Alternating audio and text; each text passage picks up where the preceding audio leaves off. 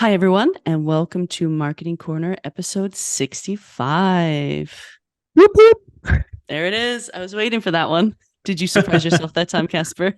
No, I'm sorry. I'll do this on purpose moving forward. Good. And Raphael can probably help us if we get a soundboard or something. Yeah, no, for sure. Uh, so we're still from I'm coming live from my kitchen table, and you are Yeah. from your spare room. Newly Fair to say? decorated office with a diaper changing station at the background. So yeah, Nice. What every podcast needs, every home office needs a diaper changing station. yeah. 10 in the evening on a Saturday, peeps. Like This the is grind is real. It's so real. Yeah, Cool. With that being said, I'm sure we all want to go to bed soon. But yeah. what we talked about last episode in episode 64, where we were also funny enough in the same places. Weird, isn't that? Isn't that weird? Wow. Wow. We were talking about business metrics that we think marketers should know. And Yes. you brought up a very good point when we were planning the podcast, because yes, we do plan, ladies and gentlemen, is what do we do with this information once we have it? And where do we get this information and how do we action it? So I think this episode, we're going to kind of follow on from the last one, but talking about where do you get that data? How do you report on that data? How do you action that data? All of that good stuff to kind of what's the next step you need to take once you have your CAC, once you have your LTV, whatever it is. How do you actually do something with that? So I'm going to kick it over to you because I think it'd be interesting to hear it from the agency point of view. Yeah, So kick us off. absolutely. No, I think it's really for me it's super important because like we always talk about these metrics and we like at the end of the day, if metrics are only worth something if you act on them. Like Mm-hmm. it's something I remember I discussed with my former boss, Glenn at Templify back in the day. It's just like we can make all these fancy metrics, but if you don't actually make any decisions based on them, they're like, why spend all the time doing What's them? the point? Yeah. Yeah. And I think I want to start this by saying how I did it back when I was at Templify, and then how I evolved it to what I was doing at United FinTech, and then to what I do now as an agency, which is a lot different too. So when I was at Templify, we had HubSpot and Salesforce when I was there. You got to also remember, just like as a preface of all this, like ITP tracking, all that kind of jazz was a lot easier back then. So Mm-hmm. tracking was in general a lot easier. Anyways, back then I was quite simple in my approach. So I had an Excel spreadsheet, a massive one, like good old Excel. And then I had a sheet that was linked together with ThinkCell. And then I would manually every month, or not every month, every week, go in Salesforce and have these reports where I would pull in data and type it into Excel. And then would have ThinkCell generate a PowerPoint report based on this that I would send to everyone. Okay. How'd that go? That's I did it. I think I still have all of them. I did it 50 times or something. So, I did it quite a lot. Mm. And it actually went really well because, the thing I actually learned about this, like, and it's actually a funny thing, and I don't do this today, but I just want to point this out. When you do the data manually, when you type it in manually like this, you think about it a lot more. That's true. When you I can get see that. when you get that 10 slide PowerPoint with data in front of you, or like this big dashboard, you don't always have the time to sit down and think about blah blah blah. Here, every week I would put in the data manually, and then I would write my key takeaways from that week. And I remember, and like we talked about it, Glenn and I was like, I actually think about numbers a lot more. Like I actually sit down and think about it. Why are things happening the way they do? So don't get me wrong, like I'm not doing it this way today. But they've like it's not a bad thing to do. Like it took me a lot of time to build back then. I just want to point out it took me 2 weeks of nonstop building Excel and stuff. So like it was pretty hefty. But it was a good point. So that's how I did it back then. Then Okay. when I came to United FinTech, I was like, okay, that was really good, but we gotta like times pass. Like if we're several years down the line here, there's got to be a better way. So instead, I used we had HubSpot at that point only. So I used a tool called Coupler. I think it's Coupler. I don't know how to Coupler IO, which is an extraction tool. Because the issue is with HubSpot and not you can solve some of it today, but it's still not perfect. Is that it's hard to do these what I call sophisticated calculations. In our previous episode, if you've listened to this, we talk about LTV over CAC and those kind of things. Those things you can't really do in HubSpot, No. at least not easily. So Mm-hmm. you have to do those outside anyways. And then suddenly it becomes like, why? Then you have reporting two places, and that I don't know, that was not doing it for me. So what I would do is I would pull out extract and I got some inspiration from a woman called Igle, who used to be she's a growth freelancer. She's awesome. She built this template and I kind of stole some of it from her. And essentially what I did, so I extracted all the data from HubSpot using Coupler. And then we set up this like massive Google Sheet that would automatically update and extract data from HubSpot every week. And then that would automatically feed it over to a Looker Studio that would update with all the metrics we would look at every week. And that took us forever to build. And it was a Ferrari in the sense that it was super cool. But, and here's the big but, it broke a lot of times. It took forever to build and it would break all the time. Yeah. So while I felt super proud of what we did, like it was really awesome, it was also not sustainable and not the right approach moving forward. Which brings me to what I do today. And full transparency of where we are now, we're just about to unleash our new Ferrari version for all our customers. We're here in November, because we just acquired Funnel IO, not the company. Oh, wow, this us. Yeah, you might want to rephrase that. Wow. Breaking news, everyone. No, we just bought Funnel IO for all our customers and setting up that part. But what we do here is essentially, so with Funnel IO, what we're going to do is we're going to extract all the customers' data. And the way Funnel IO works, which is like if you compare it to the Coupler IO that I used before, that would extract all the data. Here with Funnel IO, you can extract all the data from the customers, but you can choose which data points to send moving forward. So you essentially, and you don't need to send it to a Google Sheet. You can send it directly to your Looker Studio. So you avoid, because it would always break in the Google Sheet. And sometimes the Google Sheet would crash because there was too much data in it. Right. So the point is, so now we're building it with Funnel IO and going into each customer and building these reports and then automating it all the way through. So that's how we do it today. And that's what we're releasing to most of our customers right now. And my point with saying this is that we go super deep. And one thing I've at least discovered in the agency world, and is not to criticize agencies per se, because I know this is tough. It's taken us a year to get to this point. So I know it's tough. I'm not blaming anyone. But typically you only report on the surface level metrics, right? Cost per conversion rate, traffic to site, session duration, yada, yada, yada. What does it cost to generate a lead from LinkedIn? Don't get me wrong. These are fine. And the reporting will also have access to these data points because they all matter, but those are not the ones that really matter, right? So that's essentially what we're doing for all our customers now. And of course, the good thing is what we've discovered, surprise, when they use the same system. So a lot of them have HubSpot and Salesforce. A lot of them have HubSpot only. Those are like the two primary things and then like 20% of them have something else. They have Pipedrive or Dynamics or something, some weird CRM. But most of them have either CRM. HubSpot.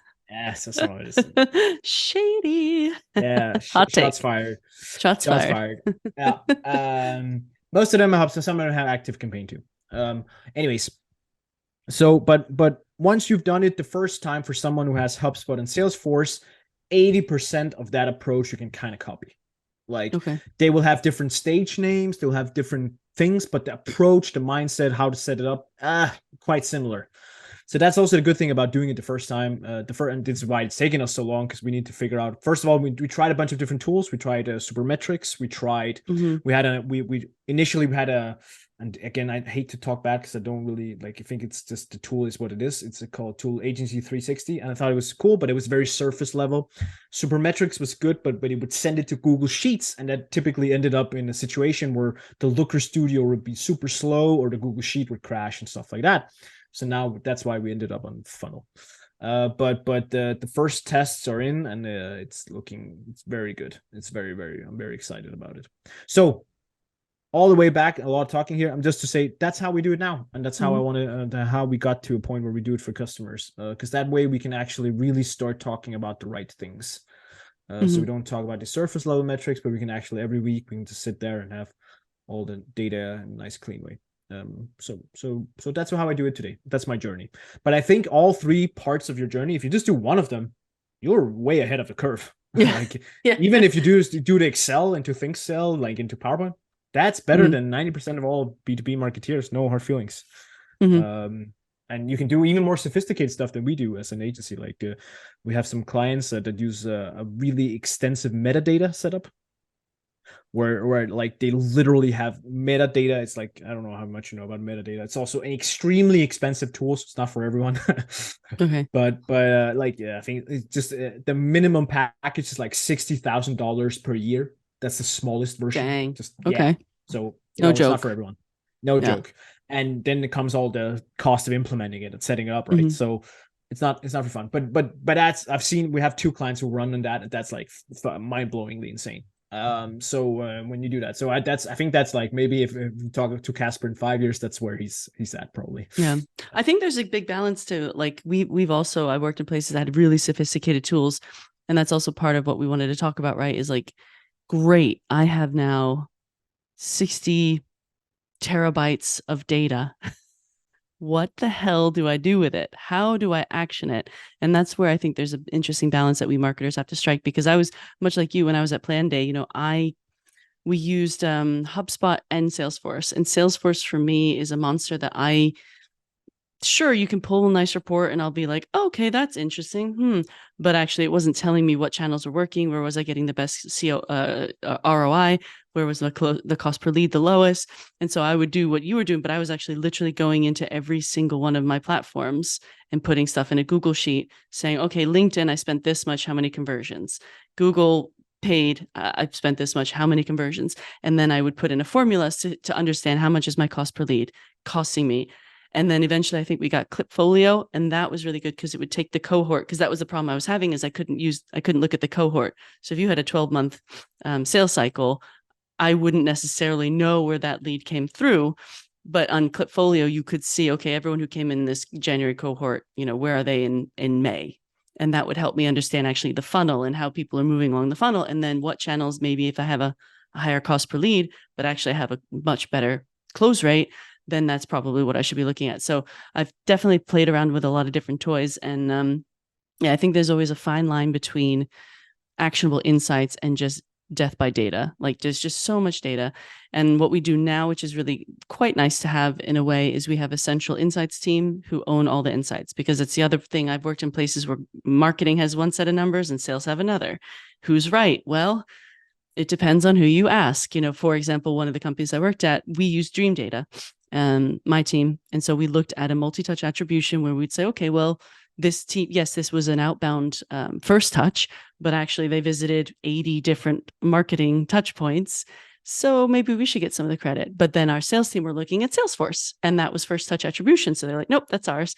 And it would always create these battles between sales and marketing over who got the credit. So what we have now is we have that one source of truth. We have one department who look at HubSpot data, and they also use Tableau and Weld. So they have kind of a data warehouse where we can extract all the data that we want. I guess the downside is, because they are a central team, yes, we get the kind of central metrics, but they're not going to be able to tell me what channel's working. They're not going to be able to tell me what my cost per lead is. So I still have to rely on what we use now as HubSpot to tell us, a little bit more granular what we can do in the growth team to actually improve those metrics. Exactly. And I think you said it really, really well when you said death by data, right? Like like it's kind of funny because, like, I'm not gonna mention any names there, but the two companies we have that work with metadata, like, I was talking to one of the salespeople from one of those companies that use metadata, and that person was then requesting some data, and then was like, you have all this data, like this data is in there, like I know it's there, like you have it, but for some reason you've been asking for it for a year and haven't seen it. So and another company I helped initially, and when I started SparkForce, with like it's actually I can say that is the founder of Go Learn, called Two. And he was like, I remember he said it quite, it's kind of cool about it, because he was like, I hate all these dashboards. I just want to have one dashboard. I just want to have one. Like, we gotta have one dashboard. Like, yeah, it's fine. You can, if you need these others, go do it. Gotta have one. Gotta just have this one dashboard. Because, like, if you have 10 dashboards, you're not gonna look at all 10. Like, No. nobody looks at all 10. Like it's fine. So and that's also why the other episode, the part one of this is important, because that dashboard should have the 5 metrics we talk about in that, and that's the 5 you should be looking at. Yeah, and then you could pollute it a little bit more, but so forth. And I think it's funny because like when we were optimizing for some of these clients because for me they're like there's like it's called 3 camps. There's the ones who have absolutely nothing. Like when we come in, it's like, okay, just if we can just show something, it's like, whoa, it's like mind boggling for them. It's like, whoa, that's insane. Like, wow, can we see all these things? Yeah, you go ahead. Then there's the ones in the other end of the spectrum, those with metadata and stuff, like all the metrics in the world. And they clearly have spent hours, months getting this data. It's like the Ferrari of the Ferraris, like it's the rocket spaceship. It's awesome. But those people typically have so much data that they forget to look at the right data. Right. Yeah. There's so much data that they actually like, sometimes you go in like, there's all this shitty data, and then you're like, but why is your cost per conversion then this high? Like if you have all this data, like why, like this simple number here, like you clearly not working on this number, which is, it's not the core metric, but it's kind of important. Like, exactly. It's a good one to look at, right? Like and usually the ones that I feel like the best are the ones that in between. They don't have everything, they don't have the most sophisticated stuff, but they have just enough so they can pick out the metrics that they focus on, and then they focus hardcore on them. Those are the ones that I actually I feel like are being somehow most data driven in a funny way. And as an agency, we have all 3 camps. Definitely, to be honest, definitely most of the first one. We have a few of the heavier lifters, and then we also have a few in the middle. Interesting. Yeah, I feel like I've worked at all of those. I've worked in places where there was nothing, and then I've worked in places where there was just way too much. Like, what am I going to do with this? Why do I have this big Tableau document with all these different can you just tell me what's working so I can do more of that? But I guess one of the things that we as marketers have to do, and I think this is really important for marketers to remember, is don't let your CRO or your CFO or don't let them decide what's important. Like you have to figure out what metrics you're going to follow. Like, of course, they have to be tied to business goals. But if for you, it's what is my cost per lead and how do I get that down, then that's the metric you follow. If it's has the best conversion rate, then that's the metric you follow. But I think sometimes it feels a little chicken and egg, especially if you're in the middle where it's like, what should I be looking at? Who's going to tell me what to look at? You have to know what to look at. And then you ask your people to build you those dashboards, right? Exactly. I love that. That's such a great point. Because like, I also feel like, so I think I brought it up in the other episode too. Like we're marketeers. We're not metrics. Like we're not the CFO. We're not the one, like, don't get me wrong. I obsess about metrics to an extent, and you do too. But at the end of the day, I want to do great marketing. Like that's not doing metrics. That's what I want to do. Yeah. That's what I want to do. And that's what I'm good at, I think. I feel exactly. Like. So that's, but and here especially, like, and don't get me wrong, you and I were creative people, but we're not designer creative. Like we're not like the videographers who are like super creative. Well, I don't know. I'm pretty good at Canva. So okay, good. Every designer out there just like unfollowed. I've heard about this thing called Midjourney, right? So I guess I'm pretty creative. I know some prompts, so I'm basically a designer, guys. So yeah, exactly. Anyway, now that all the designers have screamed, I've left the pod. Bye. But I love designers. Please don't leave. But I need you.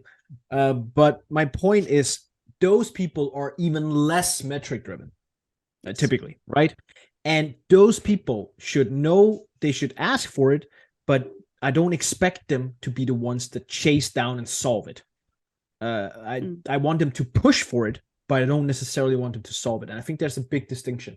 I remember I had a content person at my team at some point, and that content person was like good at producing content, amazing. But that person has never been tied up to real metrics before.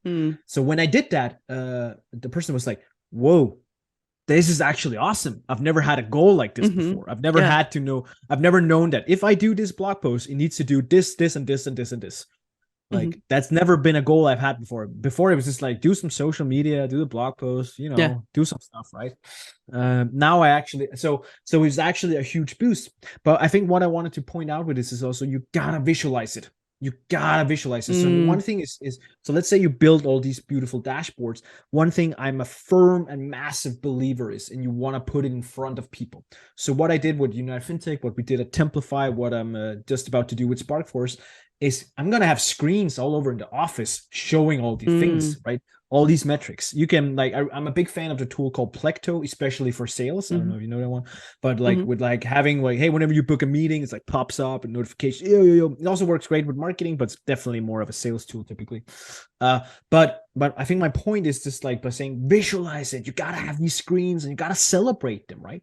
Yeah. Like so, and I remember in marketing when I was Templify and also when we were like United FinTech, like I would celebrate these things. Like when there's a close one customer, it would pop up with a big notification where it's like, hey, we just hit our goal for this month or whatever. Like pop up notification, boom, boom, boom.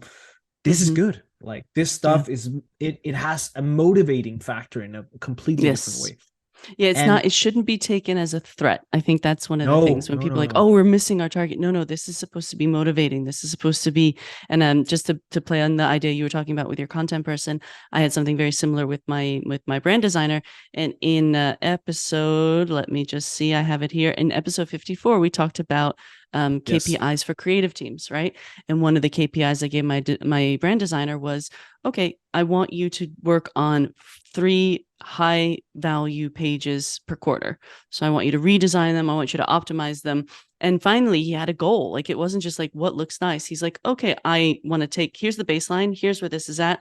I need to take it here. And now recently we've relaunched the pricing page. He designed it and our conversion rate is great. Our bounce rate has gone down. The time spent on page is up, conversions are up, and he's showing an active interest in how is it performing? How can it be better? And so I think that's the magic of putting the right metrics and the right things in front of the right people to kind of push them in the same direction, because not all marketing people are created equal. They all have different things that inspire them and motivate them. And so that's kind of the difficult part you have as a leader, is motivating them with the right metrics and KPIs that aren't scary, that are fair, that are achievable, but still move everything in the same direction. Absolutely. Absolutely. And at the end of the day, like especially like it's kind of this Spark Force, I think is a good example because like in Templify and United FinTech and stuff, there's investors, right? And then Mm. investors essentially most of the time they are the ones who set the goals, right? Like Yes. sometimes very unrealistic goals and they set the goals. Yes. Here you really have someone you respond to, right? Like you're like if you don't hit this goal, like somebody will tell you to fuck off or something. But at Sparkforce, like when I set goals for the team and we set goals, you know what? Like the worst case can happen is we don't hit it, and then I'll be like, we didn't hit it. Okay, that sucks. But that's it, right? So when I set goals, it's just like, hey guys, I want to get to this point. Like this, let's put this bar, and I love that we can set goals and I can determine the goals because I can make them realistic. Like I can Yes. literally go back and say, like, guys, is this realistic? And then we look at each other. Yeah, and if is it too realistic? Okay, should we be a little bit Mm. more ambitious? It's actually Yeah. funny. I'm not going to say the actual number here, but we had a revenue goal for this year that I set. I think it was in May or something when we started to pick up steam and started to have a little bit more employees and stuff, and we actually blew past it. And Mm. and the other day I was talking to my LinkedIn lead Nana, and she was like, "Do you remember your goal? The goal we set in May?" I was like, "Yeah." You hit it spot on. Like we literally or we're just hitting it. I was like, yeah, I know. We just got it. Like Yeah. and that Nice. felt fucking awesome. But that also Hmm. that is, and I remember I just want to bring it up to, as another example of like motivation. Because I remember once at Templify, we had a year where we had a really ambitious goal. And I think in terms of MR, I think we were 8,000 from it, like 8,000 MR, which is Mm. on all grand scheme of things, peanuts, like absolutely nothing. Yeah. Like it was a millions MRR goal and we were like 8,000. So we got to 99%. And I remember I was sad. Yeah. I was sad because we didn't hit it. And Yeah. instead, my boss, Glenn, was like, dude, we almost fucking hit this insane target. Hmm. Like if the target had been 8 less, you would be fucking out of this world happy right Yeah. now. We fucking did it. That's the thing about goals and motivation, right? Like, Yeah, exactly. It's a very slippery slope because yeah, you put them in place and people think, and yeah, like your situation is, that's kind of not best case scenario, but like, oh, we're sad we didn't hit it. Worst case is if we don't fucking hit this, we're going to lose our jobs. We have to do this. We yes, have to work, and people are staying up late and work, and and it destroys morale. And it's like, fuck, man, we just wanted everyone to go for the same thing. You know, how did this turn into Yeah. No, causing totally. everyone anxiety? Yeah. So I think it's I think we might be straying a little bit from how do we action the insights. Yeah. But I think I'm not saying we didn't bring up good points, but yeah, let's wrap it up to yeah, how do people at home, how do they do stuff with that data? How do you do stuff with data? I think it's not like, I think the part about visualization is really important. So use it, like bring it up and have screens around you, like have it. I bookmark these reports, so it's the first thing I do on a Monday morning when I come in. That's the first thing I look at. Like and now I do it for every day, but like that's the first thing I look at. A second part is I make it part of the weekly agendas for all our customers and for everything, for the team and such. The team less so in this period, to be completely honest, and for some customers it's also less so, but especially now that we built everything, we're going to do it a lot more. But then we make it part of the weekly agenda. So make just like OKRs. It's not that different. Like just when it's on the talking point, what is our LTV or CAC ratio right now? Like, okay, cool. Okay, we talk about that every month or every week or whatever, right? Well, then you're forced to look at your report, right? So I think there's some beauty to, and that's why I talked about the first part, like the old school way of doing it manually, because here I would write key takeaways from the last week. And I think that's a lesson I've really learned, and I haven't had time to do it there too much in SparkForce, to be completely honest, but that's really something I want to try and do, is for every client to like, okay, since last week when we talked, these are the key takeaways, and this is how my look at this is. Because then that forces me not only to take the time, but actually to report back to you. I can't write a 10-page paper. I have to write in summary 3 bullets of like, here's the most important things that I see moving, right? So that makes it actionable, extremely actionable, to actually sit down, look at the data, and do your key takeaways. Yeah, and I would just maybe add to that, very similar to what you said, like look at these almost, I like to look at things as kind of like a pyramid, right? So you have your like core metrics at the top, you have your CAC, you have your CAC payback. How can you influence that? You know, and if you know your numbers, then you're already ahead of the curve, as you would say, right? Like if you know how you can, you know, what your CAC is, then you already know maybe a good idea of what you can improve. If you know how your customers are leaving or why they're leaving, or if you know what's making customers expand, what is the feature they like the most, you already are. Did I lose you? I lost you.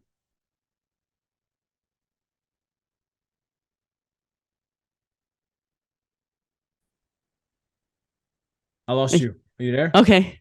Raf, cut that. No, I was just trying to say that, yeah, if you already know a bit of your data, you're already going to be ahead of the game. And then once you know that data, you can start looking at, okay, how can I reduce the CAC? Well, what am I spending per lead? Can I spend less? Can I do more organic? Can I do a referral program? Can I do help center articles? Like, what can I do to actually impact this? And I think that's kind of like a trickle down of like understanding the big metrics and breaking it down to things that you can control. Yeah, and I think last point is also don't I think I've said this before, but don't obsess about the Ferrari. Like I keep saying this Ferrari anecdote, but you don't have to obsess about like having the most, like we can't do reporting until we have metadata, until I have Funnel.io that integrates with an automatic API every hour, every second or whatever. No, yeah, I did it with Excel and PowerPoint. Come on. Yeah. Like Calm down. You're gonna be fine. Yeah. So that's okay, and if that's how you have to do it in the beginning, then do it. But also, and I think that's a great point I learned from a former boss, is just like, don't spend too much time on this stuff. Spend time building it. That's fine. Like when you build the first time, build the first version of your report. That's fine. You spend time on it, but you don't want to spend multiple hours every week on reporting. Then you're doing it wrong. Yeah. So I kind of set a limit to myself. I want to spend half an hour on getting the numbers, make sure I have the right numbers, half an hour on evaluating them. That's it. Yeah. So maximum 1 hour every week that I spend on looking at the numbers and reporting. The rest is focused on actual doing marketing. Yeah. Which is what you're being paid to do. Yeah, exactly. Yeah. So cool. Nice. On that note, peeps, take care and thanks for listening. And let us know if you have any other tools we should try to make data even more actionable. I would love to hear something. Yeah. Let us know what you're using out there. Cool. Yeah. See you next time. Cool. Thanks. Bye. Bye.